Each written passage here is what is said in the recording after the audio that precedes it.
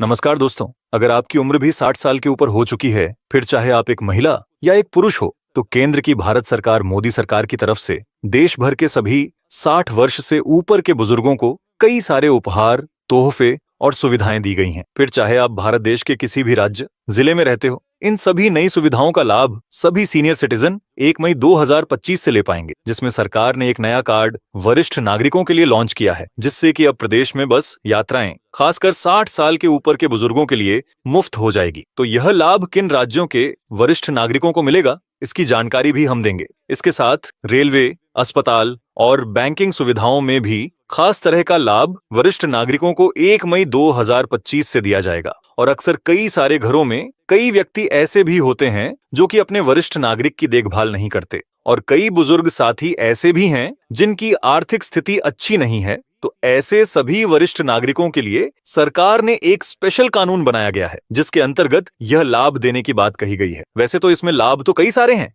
लेकिन आज की वीडियो में मैं आपको इन सभी लाभों में से 5 बड़े लाभ बताऊंगा, जो कि 1 मई 2025 से सभी वरिष्ठ नागरिक ले पाएंगे। तो अगर आप भी वरिष्ठ नागरिक की कैटेगरी में आते हैं, तो समय रहते ही आपको दी जाने वाली इन 5 सुविधाओं को जान लेना चाहिए। और साथियों, अगर आप इस चैनल पर नए हैं तो वीडियो को लाइक और चैनल को सब्सक्राइब जरूर कर लें, ताकि आगे भी आपको ऐसी ही काम की जानकारी मिल पाए। और आपकी उम्र अभी कितनी है और क्या आपको किसी भी तरह का लाभ सरकार की तरफ से मिल रहा है, हमें कमेंट्स में जरूर बताएं। चलिए जानते हैं विस्तार से। तो साथियों, सबसे पहली सुविधा देखिए, स्वास्थ्य और अस्पताल से जुड़ी सुविधाएं वरिष्ठ नागरिकों को दी जाती हैं। अब इसमें देखिए क्या क्या होता है और किस उम्र के बुजुर्गों को ये सुविधा दी जाती है। तो सबसे पहला, 70 वर्ष से अधिक आयु वाले वरिष्ठ नागरिकों के लिए स्वास्थ्य सेवाएं सबसे जरूरी जरूरत है। बिल्कुल सही बात है। सरकार उन्हें आयुष्मान भारत योजना के तहत 5 लाख रुपए तक का मुफ्त इलाज देती है। यानी अगर किसी को कोई बीमारी है, कोई ऑपरेशन करवाना है, तो 5 लाख रुपए का मुफ्त इलाज भी दिया जाता है। ठीक है, अब आगे देखिए। इसके साथ ही कई राज्यों में चल रही हैं मोबाइल मेडिकल यूनिट्स, जो गांव-गांव, घर-घर जाकर बुजुर्गों का चेकअप करती हैं। इसके साथ ही ऐसे वरिष्ठ नागरिक जो डॉक्टर के पास जाने की हालत में नहीं हैं, तो उनके लिए भी मोबाइल से डॉक्टर से फ्री में ऑनलाइन बात करने की सुविधा भी सरकार ने दी है। अब इसके तहत देखिए क्या लाभ मिलता है। एक तो उन्हें बाहर जाने की जरूरत नहीं होती। वीडियो कॉल या हेल्थ ऐप्स के जरिए डॉक्टर से परामर्श ले सकते हैं और जरूरत पड़ने पर दवाइयां घर तक पहुंचाई जाती हैं। अब साथियों, जो अगला लाभ वरिष्ठ नागरिकों को दिया जाएगा वह बैंकिंग सुविधाओं को लेकर है। तो अगर किसी भी वरिष्ठ नागरिक ने बैंक में सावधि जमा यानी फिक्स डिपॉजिट कराई हुई है, तो जो भी ब्याज या इंटरेस्ट आपको ऊपर मिलता है, उसमें सरकार ने 2025 के बजट में यह एक नियम बना दिया है कि हमारे देश में जितने भी वरिष्ठ नागरिक हैं, उनको 1 लाख रुपए तक के ब्याज पर किसी भी तरह का टीडीएस नहीं देना पड़ेगा। यानी आपका टीडीएस नहीं कटेगा। इसी के साथ कई सारे वरिष्ठ नागरिक साथी ऐसे भी हैं जिन्होंने आमदनी कमाने के लिए बड़े-बड़े मकान बनाए हुए हैं और अपने घरों पर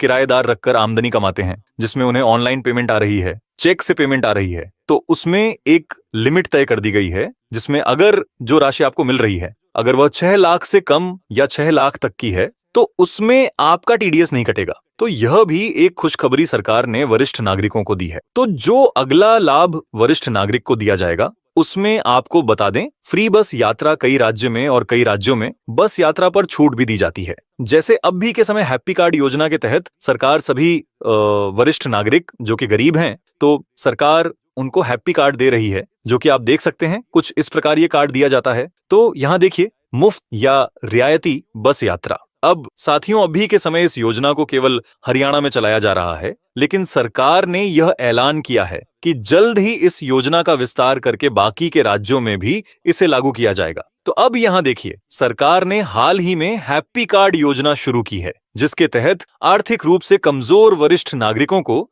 एक हैप्पी कार्ड दिया जा रहा है। तो इस कार्ड के जरिए वरिष्ठ नागरिक रोडवेज की बसों में साल में कुल मिलाकर 1000 किलोमीटर तक की यात्रा मुफ्त कर सकते हैं, और हर साल इस कार्ड को सरकार रिन्यू करती है। अब आगे देखिए, भविष्य में यह योजना अन्य राज्यों में भी लागू की जा सकती है। यानी जहां जहां बीजेपी सरकार है, वहां इस योजना को लागू किया जा सकता है। लेकिन अभी के समय भी अन्य राज्यों में राज्य सरकारें बुजुर्गों को 40% से 50% तक की छूट बस यात्रा पर दे रही हैं। तो आप हमें कमेंट्स में बताइए कि क्या आपको इसका लाभ मिल रहा है कि नहीं। अब साथियों, जो अगला लाभ सीनियर सिटीजन को दिया जाता है वह है उनके कानूनी अधिकारों की सुरक्षा। वरिष्ठ नागरिक अधिनियम 2007 के तहत माता पिता और बुजुर्गों की देखभाल सुनिश्चित की गई है ताकि कोई भी उनका शोषण न कर सके। इस कानून के माध्यम से बुजुर्गों को अपनी संपत्ति और भरण पोषण का पूरा अधिकार दिया गया है, जिसमें अगर कोई उन्हें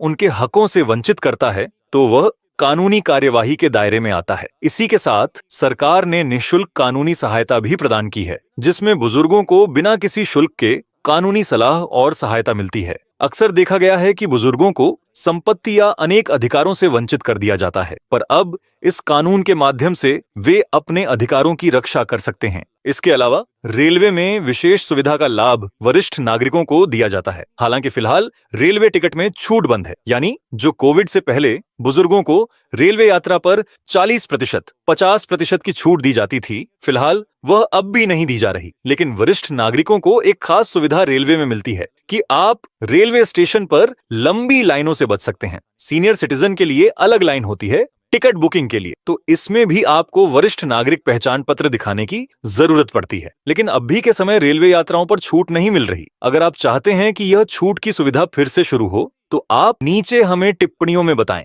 हम आपकी बात सरकार तक पहुंचाएंगे। ठीक है, लेकिन भविष्य में अगर फिर से छूट शुरू होती है तो यही पहचान पत्र उसमें मदद करेगा। अगर आगे चलकर यह छूट की सुविधा सरकार फिर से देती है तो हम आपको जरूर बताएंगे। तो साथियों, इनमें से सबसे अच्छा लाभ आपको कौन सा लगा, हमें टिप्पणियों में जरूर बताएं और वीडियो को जितना हो सके उतना साझा करें।